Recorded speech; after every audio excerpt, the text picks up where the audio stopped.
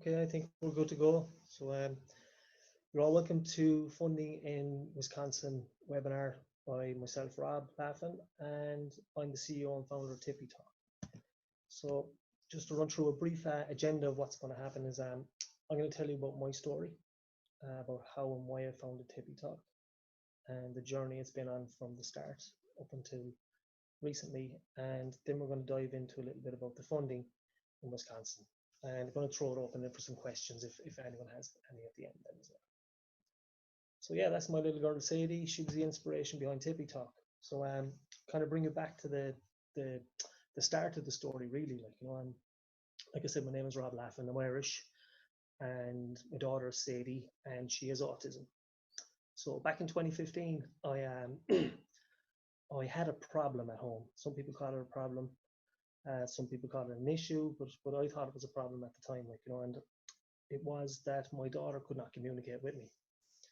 So I had been in education, and I decided to actually create something so she could communicate with me. And the idea and the concept of Tippy Talk was born then.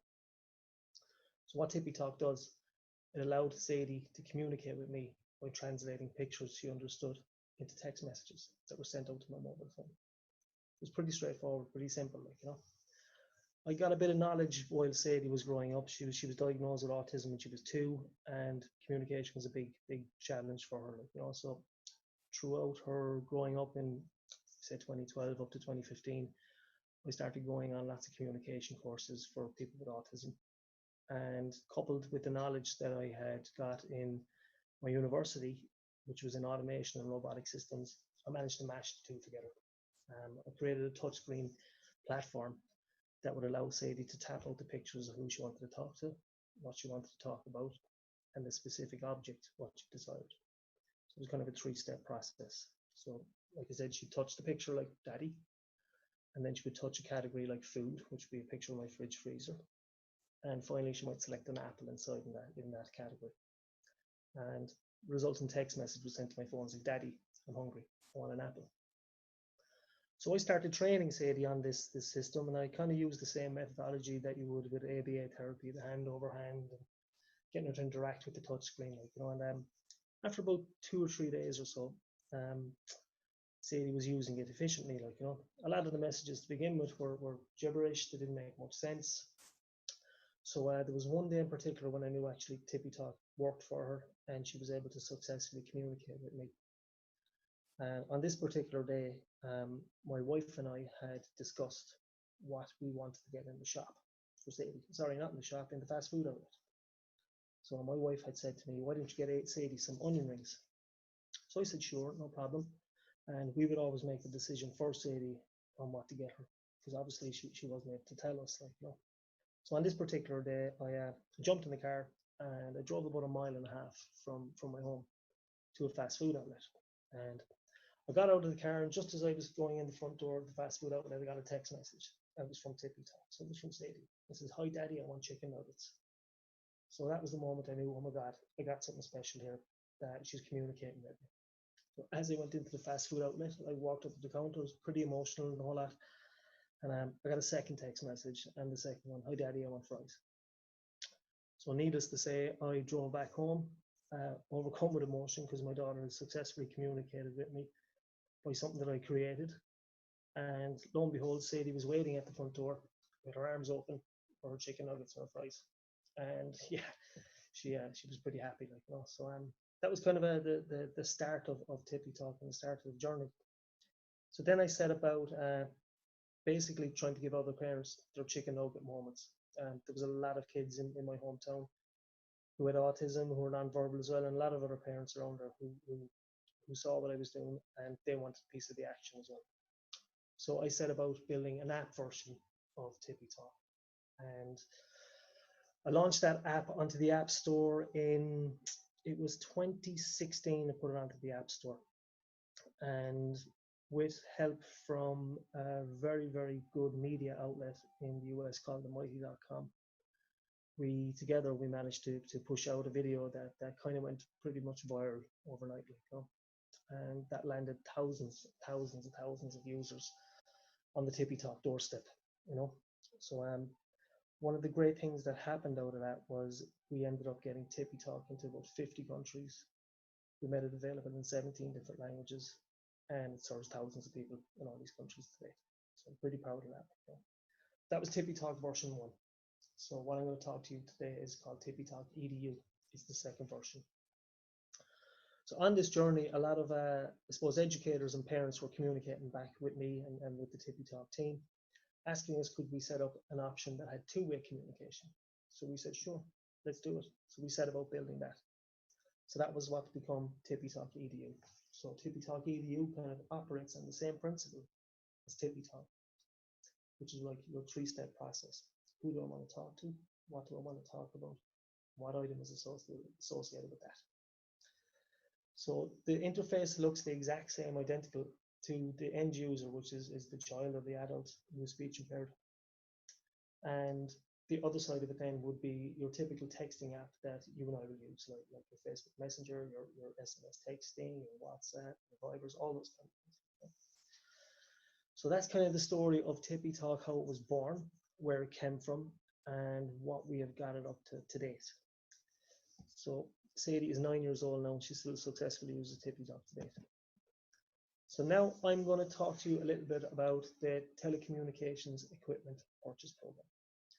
So again, back on my journey, when I was going through it, I got to talk to a lot of parents, an awful lot of parents, and a lot of educators as well. And one of the biggest hurdles that was coming up against families, I noticed in particular, was getting access to AAC apps, communication equipment, all the kind of stuff in the US and worldwide as well, actually.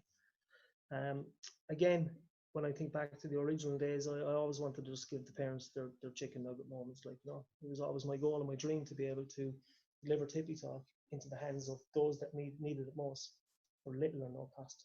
And I set about doing a lot of research and a lot of looking into specific areas, especially in the US, of how I could do exactly that, get that funding and get those iPads and apps into their hands. So what started coming up for me was the telecommunications equipment purchase program in Wisconsin. That was one of the first ones that came up. I was really amazed to see that Wisconsin had embarked on doing this as opposed to a lot of other states hadn't really gone down that road yet. And there's only a few states at this minute in time that provide this solution, this offer for families. So what can I tell you about it? So it's a state-run program. It's run by the Public Services Commission of Wisconsin, and it is backed by the network providers like the AT&T and all those guys, you know. So it was originally set up for people who are hearing impaired and visually impaired. It allowed them to get access to telecommunications devices, etc., so they could access the phone network. And it's only recently that they brought speech impaired people into this loop as well. So like I was saying before, there's only a couple of states at this minute in time that are doing this, trying to implement smart technology into these programs. It's proven a little bit slow. But Wisconsin, Iowa, Texas, they've all got their own little program set up, and Tippy Talk is becoming registered on Iowa soon, and we're already registered as a provider of Texas. But back to Wisconsin. So there's a couple of criteria that a person needs to meet in order to qualify for what is an iPad and the Tippy Talk EDU app, which will be delivered to the person's house. So the first thing is a person needs to be speech impaired. Yeah, they need to be speech impaired. And secondly, they need to be a resident of the state of Wisconsin. What they also need to do is to provide a letter of proof from either a speech and language pathologist or a teacher that will validate that this person has a speech impairment and can get use from the app Tippy Talk EDU. So when I say originally that it was created for autism, we have found out as well over the journey with Tippy Talk that there are so many other people that started using our product. You have people that have stroke, aphasia, Down syndrome, neurons, Parkinson's, quite a litany of people with different disabilities are successfully using the product. And again, these people can apply on the TEP program to get their iPad and Tippy Talk EDU. So one of the other things that is needed on the, excuse me, one of the other things that needed as well is a $100 co-payment. So once the $100 co-payment, the teacher's letter and the application form is filled out, and I'm going to show you about the application pretty soon. Pretty easy to fill out, pretty easy enough and handy. That can also, once they're all submitted, the iPad is generally shipped to a person within 30 days. So you're looking at about from zero, the application is sent in, and 30 days later, iPad is sent out with Tippy Talk loaded on it, ready to go. And what we do offer them as well, once it's in the hands of the end user, child or the adult, whoever has a speech impairment, we offer the full training as well that goes with that. Make sure that the person gets the best value out of using Tippy Talk in their life. Okay, so I'm going to talk a little bit about Tippy Talk itself and what it does. It's the first two-way communication app out there built specifically for people with a speech impairment. We've got it available on Android, iOS, and it's a cloud-based application. So you will never lose any of the information that you put onto your application. It's always stored there. So you simply have a login, and you can use that login on any device once it has the Tippy Talk EDU app downloaded on it. You can add multiple people into the loop as well. So not only can the speech impaired person communicate with mom, dad, teachers, you can actually add grandparents in. You can add brothers, sisters, uncles, aunts, you name it. You increase out and expand your social network to limit, is limitless.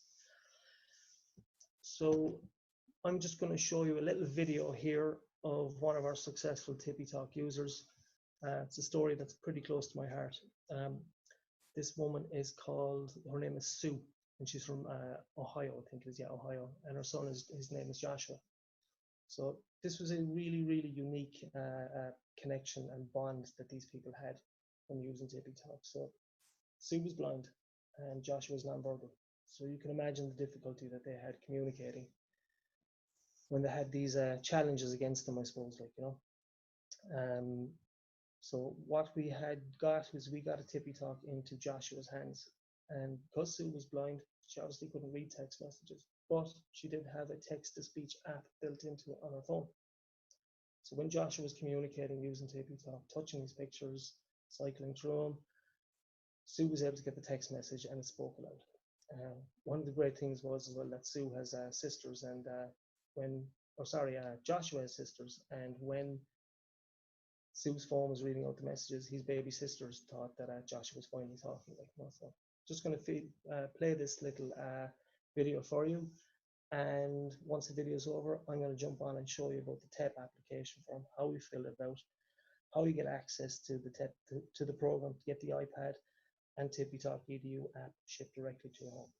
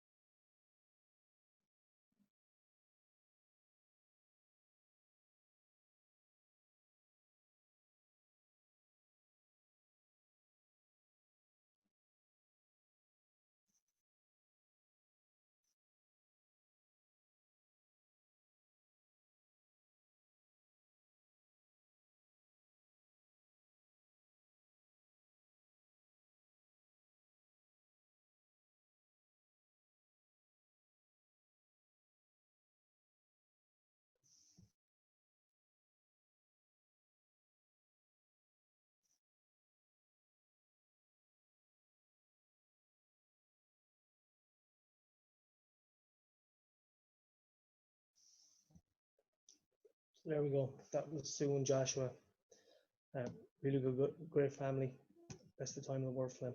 So, okay, now I'm going to jump to showing you how the application works, how you fill it out.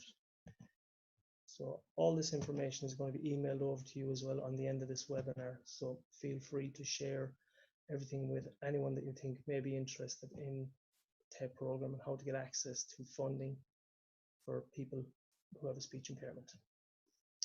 So yeah, so this is the application. So you can see it's run by the Public Services Commission of Wisconsin. And again, all the information will be sent over in the email, so you can go in and log in and check it out for yourself and have a look at what the application looks like. I've pre-populated this just so it's a bit easier for me to show it to you guys. So it's pretty simple. The information that's needed for the application is, like I said, minimal. So you're looking at putting the last name of the person in first, and remember that the details on this application must be filled out in the name of the person who has the speech impairment. I can't stress that enough. We have had a lot of people who filled out these applications in their own names, like parents or teachers, and that doesn't work because the iPad and Tippy Talk EDU app will be the property of the person who's speech impaired. So you're going to put in their last name, first name. You need to put in an email address, and we always know that that's best for a parent or an educator to put in their email. You got to put in their date of birth. Now, this is a little bit tricky on this system. When you're putting in the date of birth, you got to click the cursor right at the very start of date of birth and then just cycle it in. The next thing that's needed then is the last 4 digits of that person's social security number. It's just the last 4. Again, this is for the Public Services of Wisconsin to make sure that this person has a speech impairment. So the next part then is you will put in the address of that person. Okay, you will put in their city and their state, their zip code, and a phone number. So the phone number would generally again be the parent or the teacher phone number, whoever's applying for the person who's speech impaired. Finally on that, excuse me, finally on that you will select TTY. Okay, and you need to select this box down here, which is speech impaired. And that's page 1 of the application done. The next part of the application then, I'm going to jump on here. Okay, so this is where we need to send the voucher to, and this is pretty important. So, were you assisted in completing this form? 99% of the time, the answer is yes. And then you pick out the relationship with the applicant. So there's a drop-down menu here, and you can see all the different relationships. So it's a vendor, parent, spouse, friend, guardian, etc., etc. So you pick the one that's relevant to you. So what we prefer is that the voucher will be sent to our vendor, which is called Accessible Tech. So when you click here in relation to the applicant, you're going to get a drop-down menu here. I'll show you what it is. So if you go about 4 down, 3, 4, Accessible Tech, they're the guys that we like our vouchers to be sent to. So the contact guy there, his name is Mr. Kevin Custer, great guy, very nice, easy to reach out to, very helpful, and answer any questions that you have.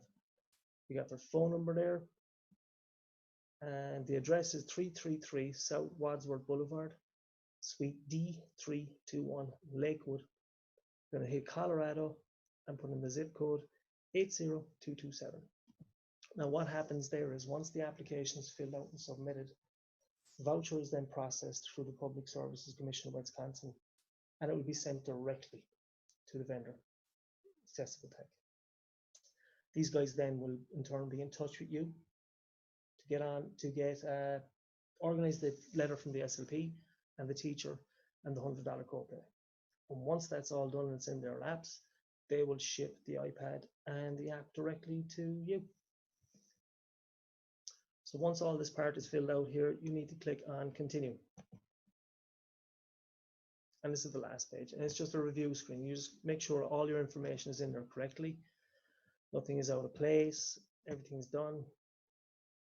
And you go down and make sure everything is in for your vendor is all correct to Accessible Tech, name, address, everything there. Last part then is you gotta read through all the certification here and just make sure that everything is true and correct. Hit the agree button and then submit. And that's it. And I want to hit the agree button and submit here because we don't want to send this. It's in my name, so and obviously I don't need it. So now we're just going to go back here to the other screen. Give me a second there, please.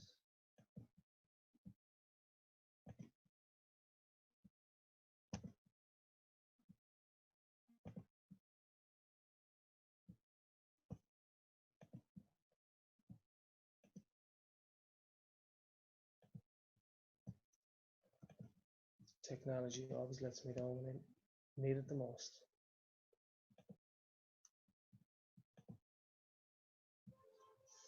So that's it, I think I have for this part of it. Yeah, so like I said, yeah, I suppose it's the Wisconsin has been one of the first states that's really come out in order for me to I suppose achieve what I've always wanted to achieve, was to get this technology into the hands of the people who needed it most at little or no cost. Like, you know, so like I said, Wisconsin was the first one that came on my radar. We're currently getting ready to actually promote Tippy Talk EDU on the same program in Texas called a staff program. So what I will be doing in the very, very near future is running another webinar that shows you how to apply for this on the Texas program, so it's called staff. So that's what I've got for now, guys. So I am going to throw it over to people. If they have any questions at all, feel free to jump in. I'm going to be here for the next little while to answer any questions. And that's all I got. So thanks.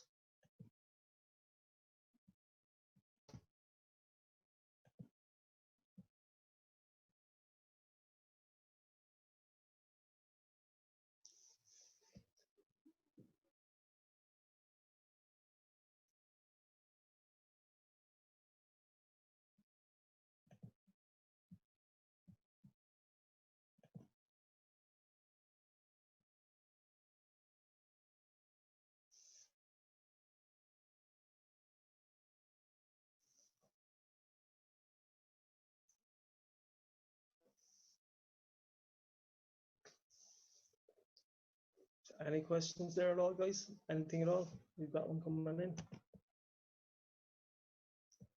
Can schools do this? Yes, schools can use this. So what is happening currently, we have a lot of educators who are coming along and getting access to iPads and Tippy Talk EDU apps for their students. We've one teacher one teacher in Racine district who has currently got 2 iPads in his classroom, and 2 of his students are successfully using this. And I've heard recently as well that there's another teacher in the greater Milwaukee area who's introduced the TEP program and the iPads to, on the last count, it was 9 students in that school had got access to the iPad and the app as well, and they're successfully using it in the school setting to date.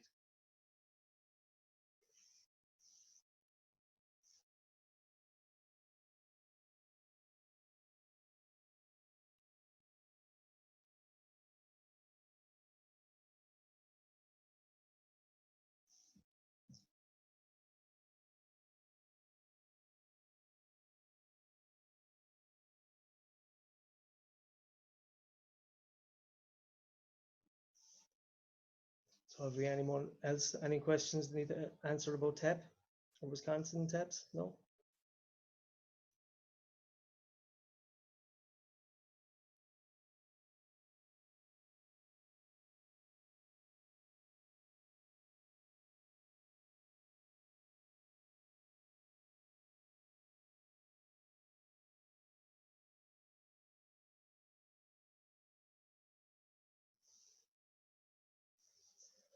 Okay, so while I'm here trying to, I'm going to talk a little bit about a few stories. So another one that came in was we have this young guy called Jamie was his name, and he started using Tippy Talk to, oh, we got a question here. Is Tippy Talk able to be used as a regular AAC device? Absolutely. So Tippy Talk not only sends the text messages and allows the person to communicate outside the room or to anyone they wish anywhere, it also has the ability to be an in-room communication device. So when a picture is selected, the device or the iPad will actually say the word back out loud. So it's kind of a text-to-speech option that will be on it as well. So what it has then as well would, in the event that Wi-Fi goes down, that the messages can't be corresponded app to app, we have an SMS option that will kick in, so the person never is out of communication from somebody who's outside the room.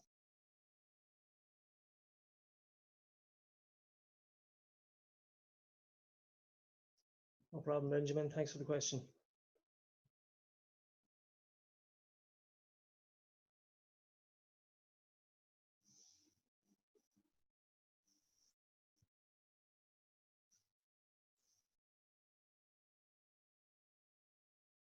Yes, so like I said, at the end of this webinar, everyone who's attended is going to get an email with all the information that's been in it. There'll be links to the application form, there'll be links to more information about TEP, and there'll be a lot more information on TippyTalk, tippytalk.edu. So that's what I think we got for now anyway, and if there's any more questions, I'll be more than happy to answer them.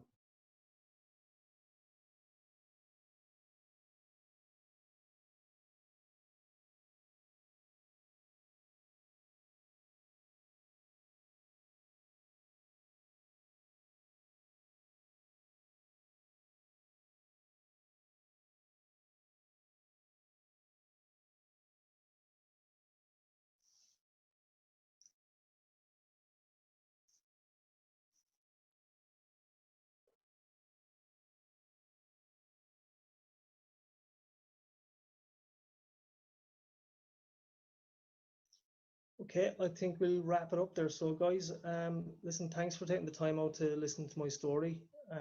Listen to my story about the journey of TippyTalk, where it's come from, where we have it to date. The future's bright for us. We're looking forward to bringing TippyTalk into more states. Thankfully, Wisconsin was one of the first that we got on board, and we're really excited about how we are going to help improve communication with people who have a speech impairment. Like I said, in particular, with autism, traumatic brain injury, stroke, aphasia, Down syndrome, motor neurons. The list is endless and endless and endless, like as well. That's great, and hope to hear back from you soon, and look forward to delivering another webinar, especially about Texas. So take care, and bye-bye.